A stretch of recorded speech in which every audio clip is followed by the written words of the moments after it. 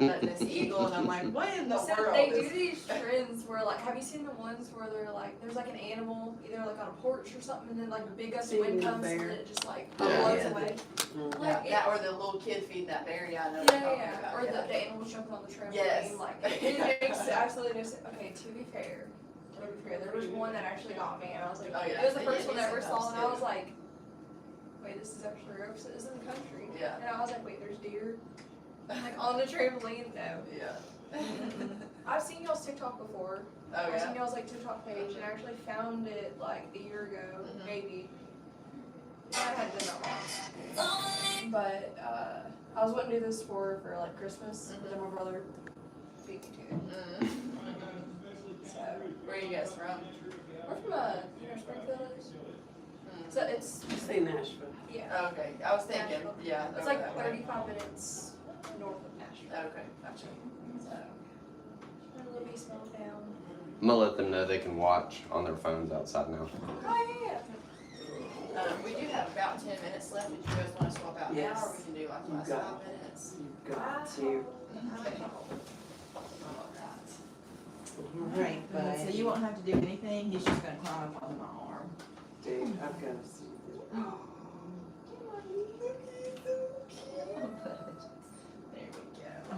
I'm gonna have you guys swap out chairs too, it's a little bit easier to kind of relax back into that one. Yes. And then you may want to take it one of those sweatshirts and kind of drape it around your stomach, because when he's grabbing on around the sides, he doesn't mean to, but this is their relaxed state, and so his little, the end of his claws are pretty sharp, and so sometimes he can pinch it up in a spot that's uncomfortable. I feel like So he's gonna wrap around your waist there. You can put one hand under his booty, or just set it on your lap, whatever's most comfortable. yeah. He'll find any little things like that, or big dangly earrings. He'll work his way up there to start trying to sniff those earrings to see what's going on. And it'll shine. See some sugar water earrings. See my sparkles? Oh, it's just gone. They're a lot softer when they're babies too, but the coarsest that they'll get is when they're full grown. The top of their head almost kind of feels like a mixture between beard hair and just regular hair, and that's really about the coarsest that they get. But in the wild, like I said, it'd be a lot more coarse for them.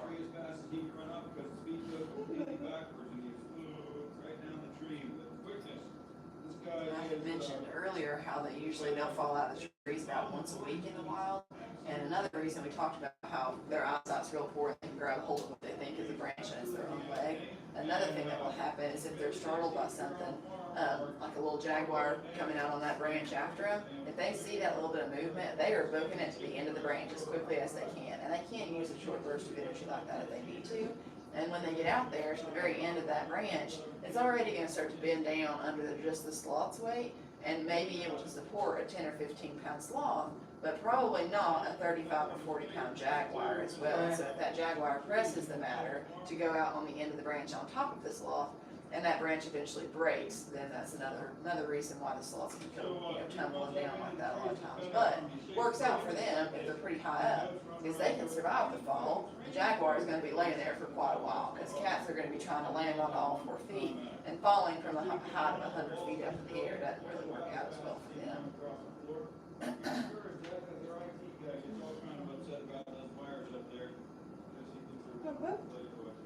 He said yes. Touch like your hair. Oh, yeah. Soft. It's like a little leather. And that's what their paw pads feel like too. A lot of people want to know what they feel like, but they're really sensitive to touch on the paw pads. So I usually just tell people to touch the bridge of the nose like that, because they feel pretty much the same. A lot of people want your skincare routine. What's your skincare routine? Korean skincare routine. Tell me what it is, okay? Any type of mail.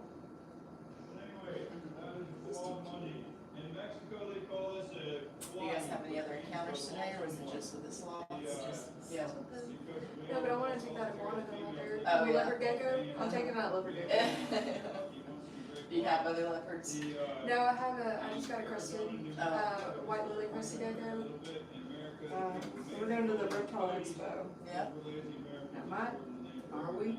Yes. Isn't it tomorrow? Yes. Tomorrow and Sunday. Where do they have that at? I think it's, no, that's Kentucky. No, They have one Lebanon. in Lebanon. Oh, okay. But I went to one, they had a like finger, possum. Like a possum size finger, and then they also have a possum. Like full grown or was it a baby? Full grown. And then they had one that was like a sugar glider kind of, and it was the size of your finger. Oh,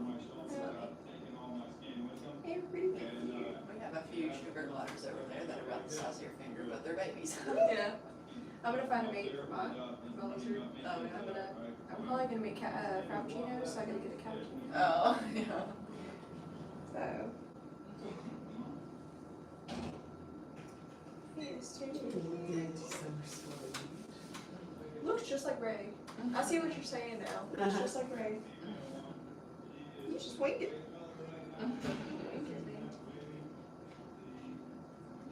He is completely content. And Dash he is more content with sitting on somebody's lap like this, holding onto him, than he is by himself. He would much rather be in somebody's lap Really? than he would be by himself. So to become an ambassador sloth, which is what Dash and Zoe and Chloe are, they have to meet 2 requirements before they leave the breeding facility. They have to genuinely enjoy and actively seek out human interaction. So if you walk by Dash's enclosure and you're not going to pick him up immediately, he'll climb over and start reaching out. He's going, meh, meh, trying to get you. I would Yeah, love to they can make listen. little noises like that when they're babies. And it's so sad because Zoe used to do that noise all the time. And now she still tries to, like she'll open up her mouth, but really like when it comes out, it's just a little squeak that really comes out now. So they do outgrow it as they get older, but when they're little babies, they still do that. And then the 3-toed sloths, they do that too. As babies, it's just a lot more high-pitched. A little squeak. Yeah. So why is there 2-toed sloths and 3-toed? They're native to different parts. You know, some are in Central, some are in South America. There's 2 different varieties of the 2-toes. There's the Linnaeus, which is what we have here. They have the darker head and the darker legs. And in the middle of their back will be kind of lighter. There's also 2-toed Hoffman that are all pretty much just dirty blonde color all over. Their eyes are just a little bit darker. And then the 3-toed sloths, there's like 4 or 5 different species of those. But those are the ones that have that classic band across their eyes there, and their faces are a little bit more smushed in. There's markings around their mouths that make it look like they have that perpetual That's the one smile. that I have hanging on my wall. Yeah, yeah. Most of the time, an advertisement of sloths are all 3-toed sloths because they just have that classic look to their faces. But the 2-toed, they have that longer nose to them and kind of have more like a little bat face almost. I like this one. Yeah. I like this one. They need to advertise it more. Yeah, but not just the external looks, but on the internal, they're very different too. So the 2-toed sloths, yeah, they have the ability to have like 4 extra vertebrae in their lumbar spine. That gives them the ability to have their hips facing one way and completely rotate 180 degrees backwards to look back behind them. And so that's beneficial for him because when they're extended down, like how he was eating out of that bowl earlier, he can twist and keep his hips facing one way, twist to look back behind him and eat some of those leaves while he's down like that. Because that's what they'll do a lot of times if they see a branch below them. Instead of having to go all the way back to the trunk. So this one is 1-year-old, that one is at least 18. This one will take at least 6 years to reach the size of that one. But it should come to the same size that that one is. These are the same type of iguana, but this one is an albino. Now albino doesn't necessarily mean completely white, albino means lacking pigmentation. So there can be different levels of albinoism. This one obviously is never going to be green like that one, but it does have the red eyes of an albino animal. And when I say it has red eyes, I'm talking just in generic terms. Albino animals actually have no color at all to their eyes. Their eyes are full of a clear viscous liquid, and the red blood cells behind their eyes is what makes them appear red.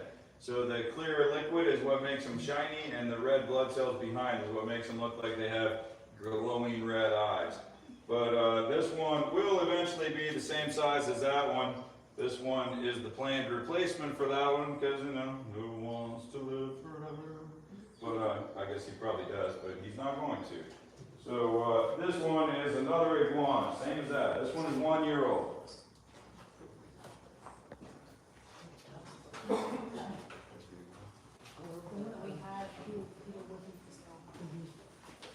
I heard they do that. This is very, very Watch the wheels with his toes.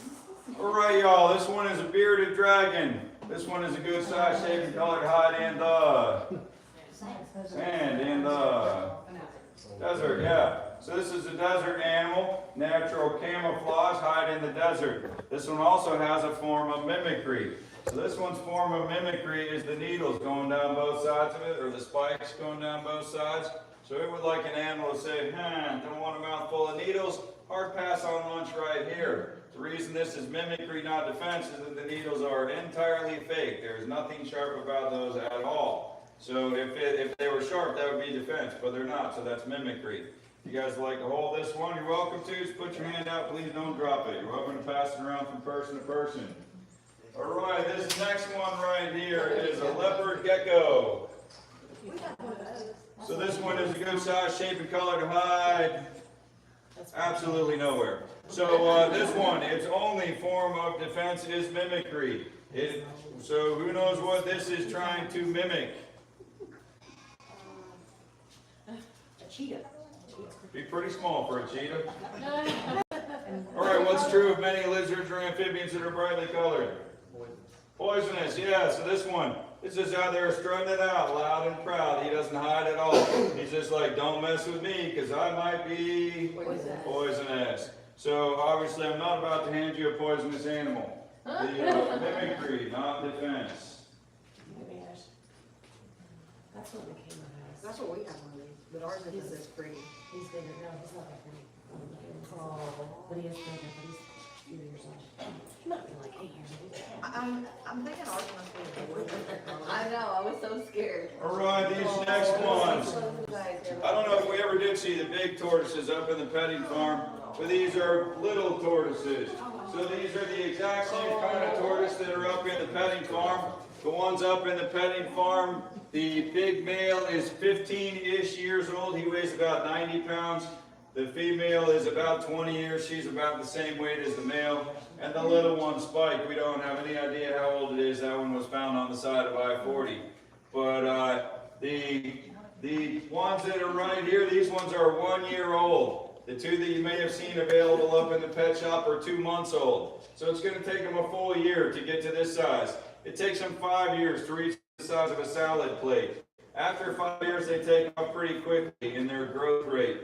But parenting tip, the tortoises make excellent pets. They eat nothing but fruit and veggies and not much of it until they're big. The iguana, very, very easy pet to keep. Fruit and veggies is all that dude eats. Everything you need for him comes from the produce department. The bearded dragon, easy pet. They eat fruit and veggies and protein balls, a little can of bearded dragon food. If you buy that at the store, it'll last you a year.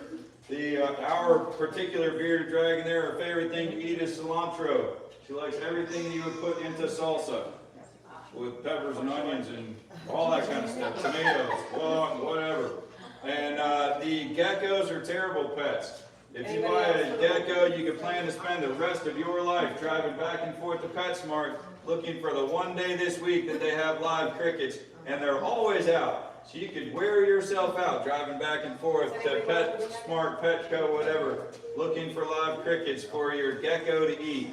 So I do not recommend a gecko for a pet, neither would I recommend a chameleon for a pet. Chameleons are born to die.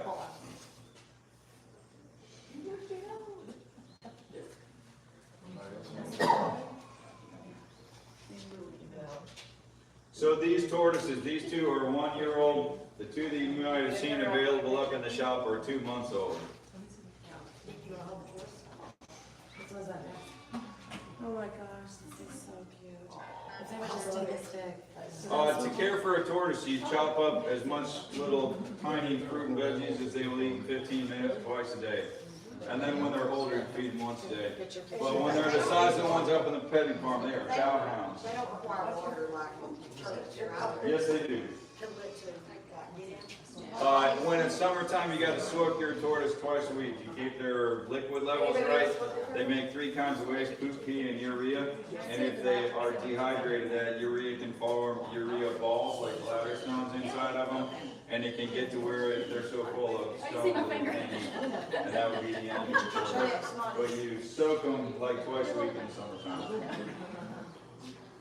They're quicker than you think. Some stupid idiot left one of mine out behind the barn. It might have been me. And in 1 hour, you see the White House across the street up the hill? In 1 hour, he was at that house. And the gate wasn't open back then. The gate being open in the daytime just started last month. We used to be only a lodging place. You used to have to be staying here to do the things that we do. But now we are open 6 days out of the week that you can come out and do stuff without staying here. Which is why I see a lot more local people now. Used to be, you know, everybody from all over the world, but no locals. We have a whole local group today, Kevin. Yay! Alabama's the furthest. Did I tell you we had our 45th country last week? Haiti was here. Nice. Wow. Thank you.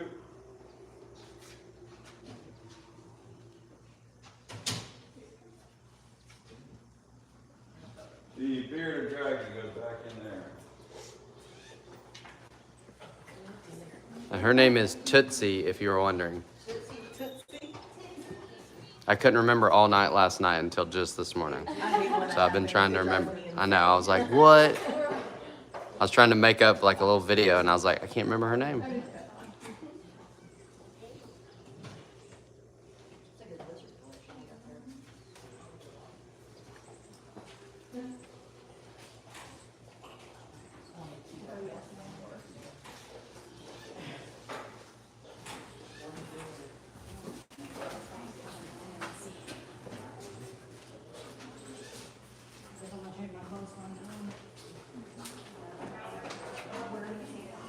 Alright, these ones are hedgehogs. Hedgehogs have a similar theory of defense as Bakugan does. Bakugan will ball up and say, I don't believe you can get me. These will ball up and say, go ahead and try if you like. These ones are native to Europe. In Europe they call this the gardener's friend because they are carnivores. They will live in your garden. They will eat nothing but bugs and grubs and aphids that are harmful to your plants, but they will never eat the plants themselves. When these guys ball up, their quills all stick out tangent to their skin and they're pretty sharp. This one likes to sit like this and just peer her little nose out at you sometimes. She's a cute little girl. This one's name is Penelope, that one is Ginger. If you want to pick them up, you got to pick them up yourself. I sometimes hand them to people and they go, ah, and then they can get dropped on the ground. If you're holding them like this, that's good. If you hold them like this, you may have a wet shirt. These guys just woke up. And the owner's bedroom does stay 77 degrees when they have a sloth in there. And they sleep with the door closed. So it definitely does get pretty warm in there, but that's what the sloth needs. That's where Chloe's at right now. And Chloe is about to transition over to where, you know, where Dash has been at. So Dash is going to start coming to come down here and spend some nights. But you guys are welcome to walk in there too. Sometimes the pictures turn out better if you're actually in there seeing head on. Yeah, you can watch them come through there. And you can see he just looks on that tiny little ledge there.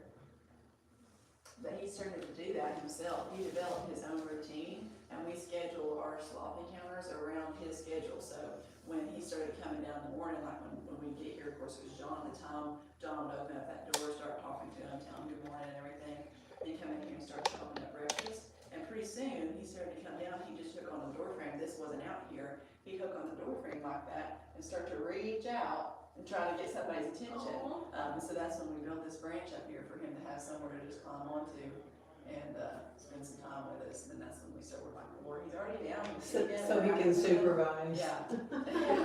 sweet. And sometimes he does. You know, it took him a little bit to realize that the door was open, but sometimes he'll look over, see the door's open, and just kind of still hang out in here with us for a little bit. Just kind of depends on what mood he's in. But He's so cute. I guess he bypassed his hammock. He's got 2 or 3 really comfortable, his favorite positions up there that he likes to get into. His hammock, and sprawled out there where he's going right now with his back resting against that branch. Those are 2 of his favorite spots. Honestly, if I went to reinforcements all of them, I'd probably be a little bit scared. Yeah. Not gonna lie. Oh, Effie's going back to his hammock now. He's just kind of trying to make up his mind. In the wild, they really just look like giant wasps. Because they're just all balled up. Yeah. Oh, So cute. And if you fell, I catch you. I was thinking three, he had all 3 feet on that one side. Oh, I see your toe.